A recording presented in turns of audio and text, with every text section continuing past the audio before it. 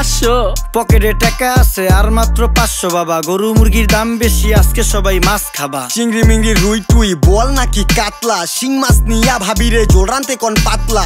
ইলিশ আসছে দিয়া দেই কালকে আবার বৈশাখ। বাপ সাপ দেখে আমগো মনে হয় কি লাট সাপ। গরিব মানুষের বৈশাখ, ইলিশ মাছ না পুঁই শাক। সিলভার কাপ না তেলাপিয়া, আমারে দেন পাঙ্গাস মিয়া। এই মাছ ধরতেও ঘিন লাগে হাত দিয়া। দেখছেন কি কয় হের লাগে গিনা। বাজারের সব জিনিসই স্বর্ণের দামে কিনা।